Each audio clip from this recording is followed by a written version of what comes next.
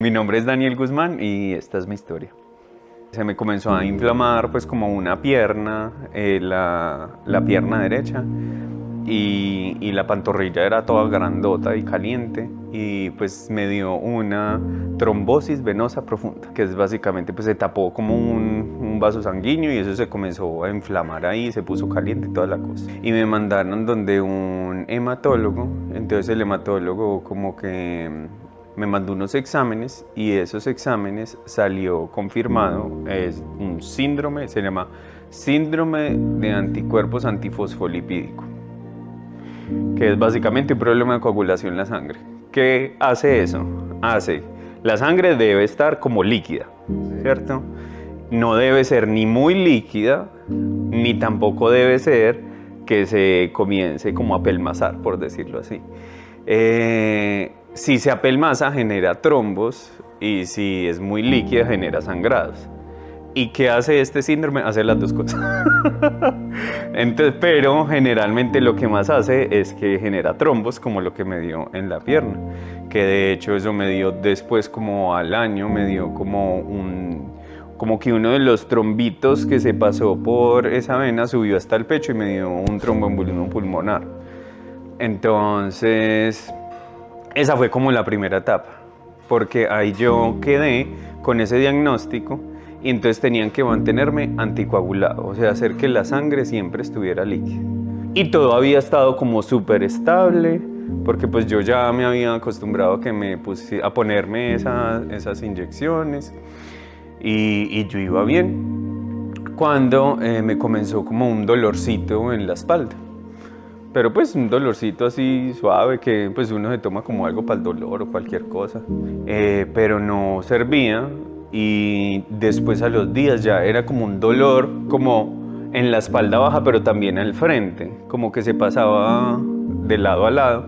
Y entonces me acuerdo que yo le dije a mi papá y él dijo, esos son cálculos. Entonces corra por urgencias porque era un dolor remamón.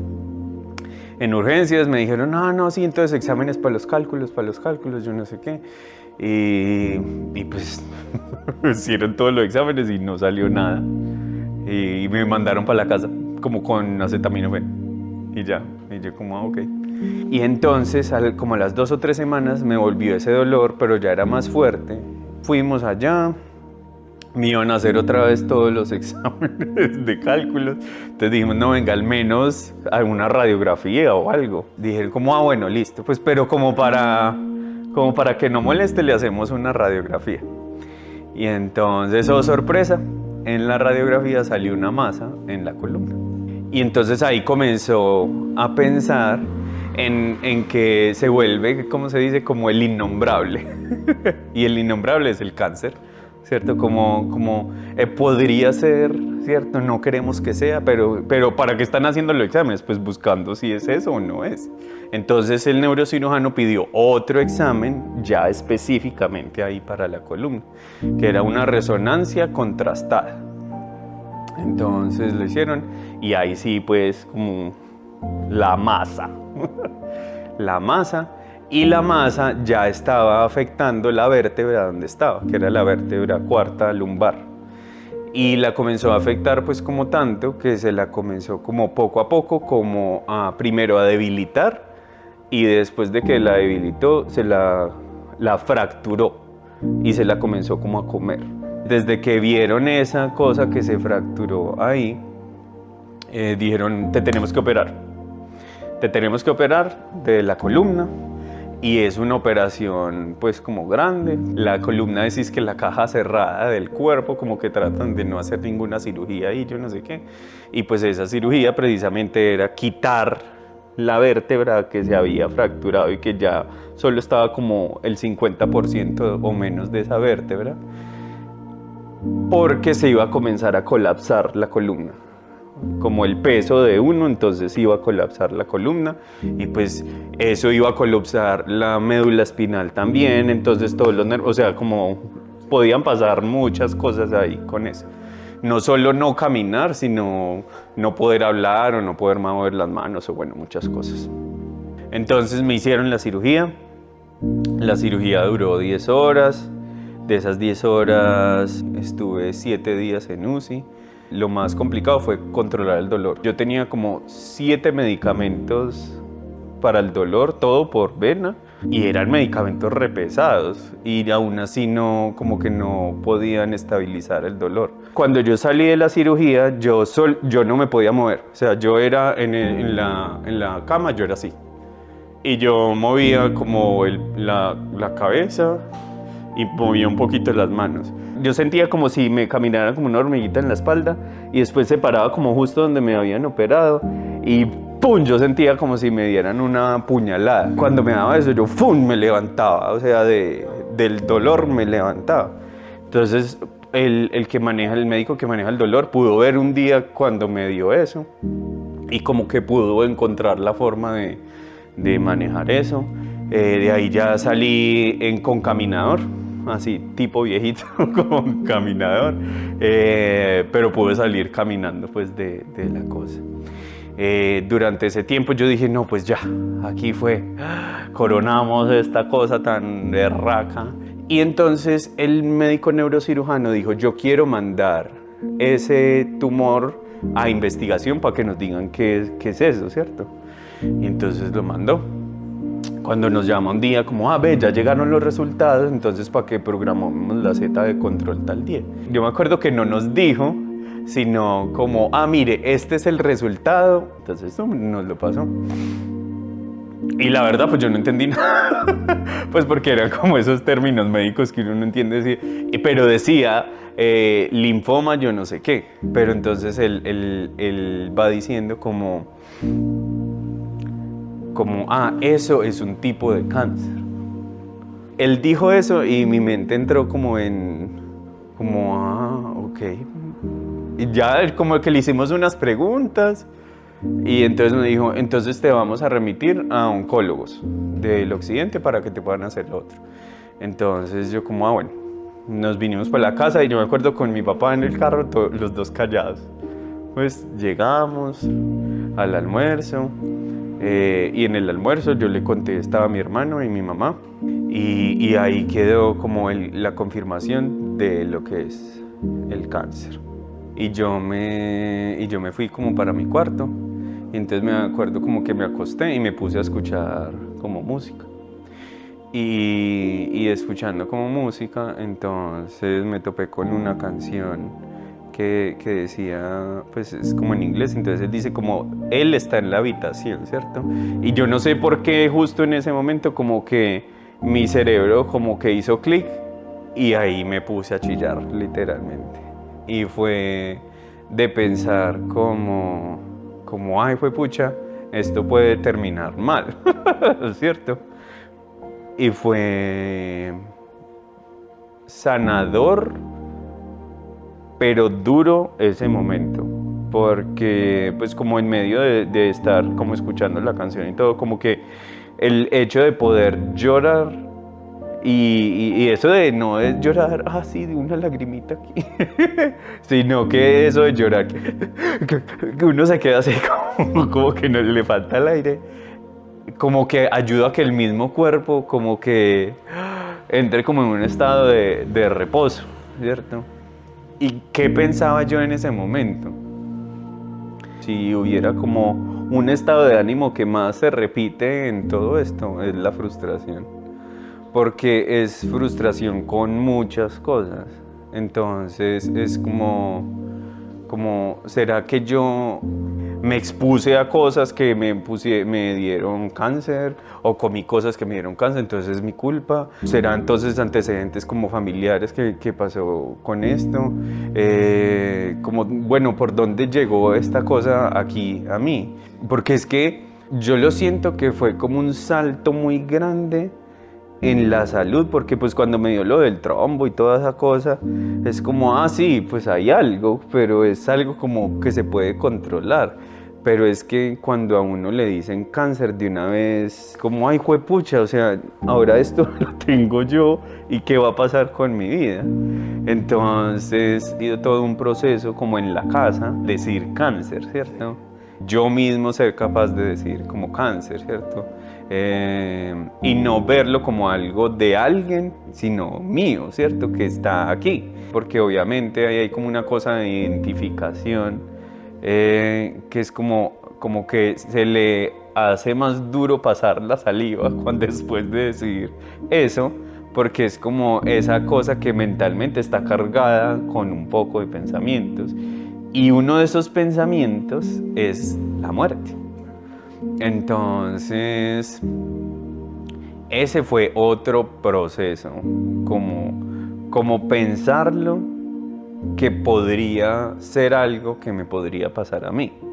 Me acuerdo que en la segunda quimioterapia de este último ciclo que me hicieron, mi habitación quedaba como aquí y ahí diagonal, digamos como allá, había otra. Y yo me acuerdo que la noche anterior yo comencé a escuchar que alguien roncaba durísimo. Pero yo dije, hijo de pucha, o sea, literal, ¿qué está pasando? Entonces yo le pregunté pues como el auxiliar de enfermería, como venga, esta persona pues o sea está bien, yo no sé qué. Y es que, no, es que esa persona pidió sedación. Entonces sedación es el proceso como cuando ya saben que no hay ninguna posibilidad como qué hacer con la vida de la persona. Entonces básicamente como le controlan el dolor, pero ya programan el día en que va a morir. Y en la mañana estaban limpiando la habitación. Estaban limpiando la habitación. Entonces como súper teso, porque pues está esta cosa ahí delante mío, literalmente. Y yo como, ay, fue pucha, o sea, esto es como súper real, ¿cierto? Que uno se pueda pues como morir de esto. Y entonces pues como que como reflexivo en toda esa cosa. Entonces me di a la tarea de pensar yo qué pensaba de la muerte, ¿cierto? Porque hay algo que, como un pensamiento contrastante, pero a mí no me da miedo morir, porque o sea, yo tengo muy claro qué va a pasar conmigo después de, ¿sí? A mí lo que me enloquece como de la muerte es todo lo que queda. O sea, cómo lo van a vivir es las personas que se quedan. Una psicóloga me dijo como, hay que trabajar para no tener pendientes, ¿cierto? Que tú sientas que no tienes pendientes, pues como en tu vida, que si hay que perdonar a alguien, que si hay que decirle algo a alguien, que yo no sé qué. Entonces yo me puse a pensar en todo eso, es que la vida es ya. ¿Sí?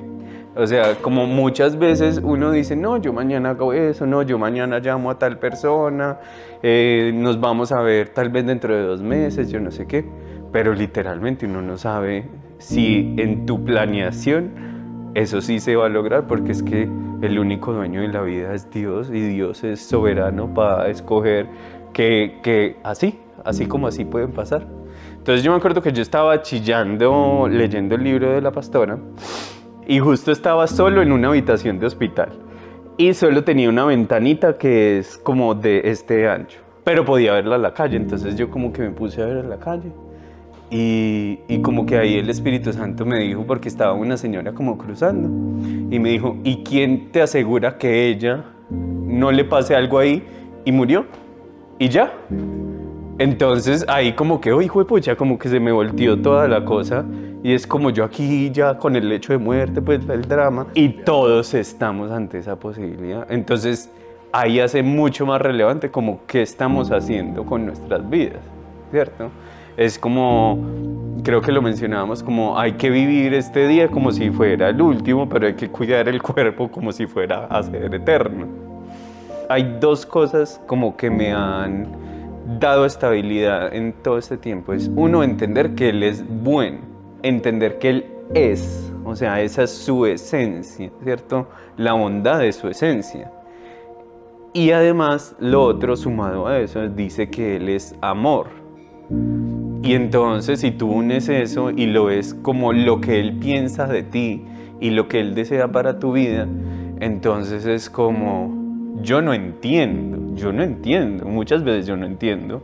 Yo no entiendo por qué me tuvieron que abrir la cabeza y ponerme yo no sé cuántos puntos y hacer esto y que quitarme esto y que tantas quimioterapias y que recayó el cáncer y que tal. Yo no entiendo esos por qué, pero yo puedo descansar en que el que sí entiende todo ese proceso lo está llevando a ese término por eso. Tenemos la posibilidad de encontrar a Dios en medio del dolor.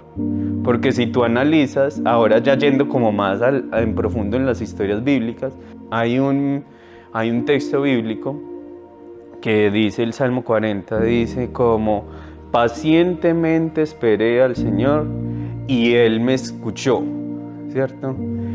Y me hizo sacar del pozo de la desesperación, del lodo cenagoso.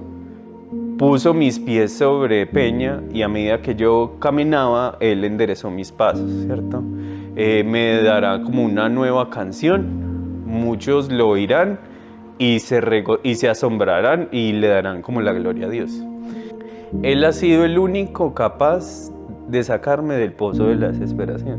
Yo me acuerdo cuando me dijeron, cuando vi el reporte de que había recaído el cáncer, pues como que me escanearon el cuerpo y toda la cosa y como que en los primeros ciclos de quimioterapia no sirvieron y aún había cáncer en mi cuerpo. Y créanme que duele más en la recaída que un diagnóstico inicial. Porque es como todo este esfuerzo que yo hice, supuestamente, no sirvió para nada. Pero entonces como cuando yo estaba ya profundo, era como Dios me recordaba esas cosas como yo soy, ¿cierto? El que ha estado con usted en todo este tiempo y yo me voy a encargar de usted. Pero Dios no creó la vida para que fuera cómoda, sino para que pudiéramos vivirla con el propósito que Él nos dio, y es una vida en abundancia. De las cosas más importantes en todo este proceso es tener la eternidad resuelta.